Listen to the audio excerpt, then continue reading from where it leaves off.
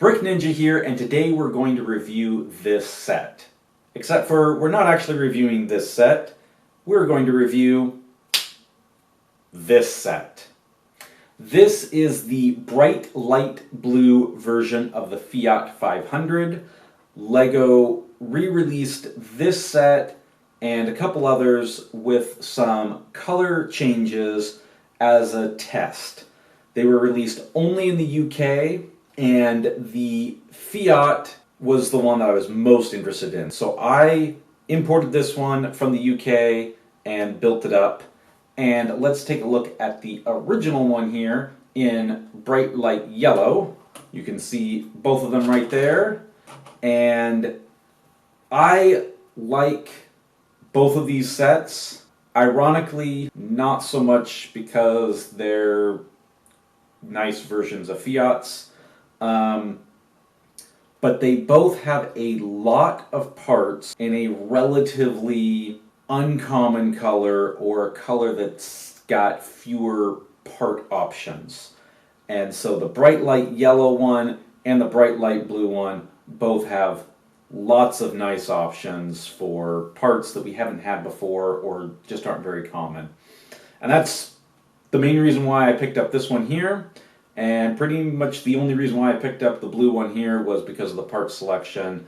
Although they are great, and if I have to choose one, I'm going to aim for the blue one just because I like blue better than yellow as a color anyways. And for mock building, generally I'm going to be using shades of blue more than shades of yellow, but they both have great part selection. That's about as much as I'm going to talk about the sets themselves. I'm going to talk a little bit more about the whole test project that Lego did and the parts that we get in these sets here. The Lego group said that they wanted to do a couple of tests on the market to better figure out exactly what people were looking for and wanting. And they did a couple of different versions on some city fire station sets, and they did a recolor on a Creator T-Rex set. They actually did 2 recolors, so in the UK there was 3 versions of that set available, and they did a recolor on the Fiat. It is a really interesting concept. I mentioned earlier talking about the different colors, and the bright light yellow is one that you don't have a whole lot of options for some parts. I looked it up, and as best I can tell, this set has 11 exclusive parts in the bright light yellow, which is a fairly decent amount of exclusive parts in a set. Particularly, this one's got 960 pieces in it, so it's not yet 1,000 pieces, and it's got 11 exclusive parts in bright light yellow. I know these slopes here were them. I know that piece there was, some of the tiles. I think this curve piece was. But even if there's 11 exclusive parts, there's quite a few parts in here that are very uncommon in bright light yellow. Some of them, there was a number of them that were only in like 1 or 2 other sets aside from this one here. So very cool on this. There's also 2 completely exclusive parts to these sets. That's the cloth piece that goes up here for the little sunroof, and then the 1x1 round tile that's printed with the Fiat logo. And anyways, if we slide this one over here and bring over Mr. Blue, the bright light blue version has 42 exclusive parts in that color. There is a ton of elements that had not been released in sets in bright light blue before that came out in this version here. I knew that there was going to be quite a few, which is one of the reasons why when I had the opportunity to pick one up, I jumped on it right away. But 42 is a lot. Plus you still get the other 2 exclusive parts to this set here, the cloth piece and the 1x1 printed Fiat logo. But there's just a lot of fun options in here. And okay, so like I said, this isn't really so much a review about the sets themselves, more about what you get with them. So,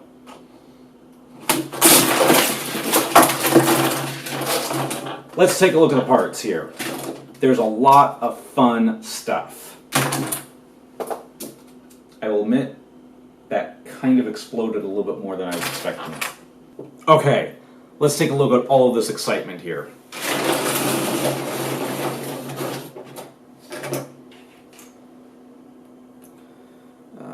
Maybe we just speed this up.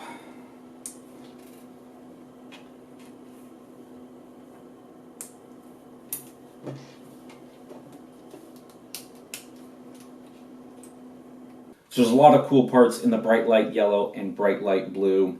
Okay, so I'm not going to guarantee that this is all of the unique elements in the bright light yellow and bright light blue from these sets, but it's at least a vast majority of them, and you get an idea of what cool stuff you get in these.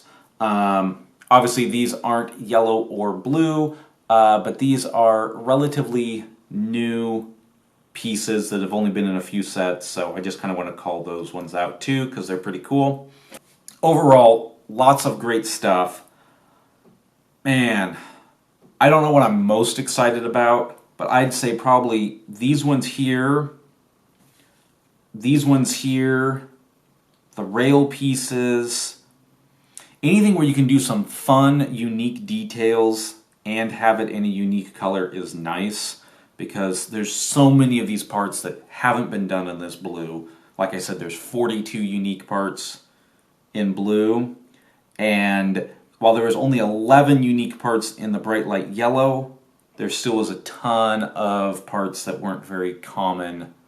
Okay, so we've got a lot of great parts in these sets, and kind of like I alluded to earlier, I'm not really reviewing the sets themselves. They're kind of wrecked. More the parts that you get and just the concept of this whole test program that LEGO's doing.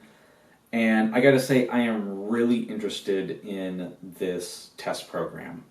I just honestly really hope that we get some more recolor options and ones that aren't regional exclusives. But the possibilities of what can be recolored, I feel like, is a little narrow. It's like tailor-made for the creator expert vehicles. Lots of people would love to be able to buy their type of vehicle in the color that they own. So I could really see some of those doing well. But beyond that, they did the animals. They did the dinosaurs. It works good with the dinosaurs. But you can't really do it with, like, a lion. Like, everyone's going to want the standard lion color. So it is kind of weird because I'm not certain how they could really expand it. You're not going to see recolors of Marvel sets or Star Wars sets. It's just not something that makes sense. Although, never going to happen. It would be really cool if they did like a Star Wars What If recolor and did like an Imperial X-Wing or a Rebel TIE Fighter. Those would be really fun. Anyways, that's not going to happen, I am sure. But I think it's much less likely with a building. I think they're going to want to recolor something that has a large percentage of a color. Like these cars here, 90% of the exterior is all one color, and you see a vast difference when it changes. They're not going to want to be like, we're recoloring this portion of this building and 10% of the build changed, or 10% of the coloring changed. They could potentially do several recolors all together. So maybe like this part of the building changes color, and this part changes to a different color, and this part changes to yet another. And I could potentially see that happening with some of the larger ones. I don't know if they would do it with the modulars. That seems like it could be potentially problematic, and I feel like a lot of them, a different color in the modular wouldn't be a big deal. On some of them, it would be really cool. I'm thinking back to the pet shop with the apartment right next to it. And you know, if they did like the exact same pet shop with like green color for the pet shop and tan color for the building or whatever, there's a bunch of different options. Literally, particularly that apartment building on the side, if they did that section in like 6 different colors, you could just get them all, stick them side by side. It would look a lot like some of the houses in San Francisco where you have the exact same design, just a different color, just right next to each other. Bam, bam, bam.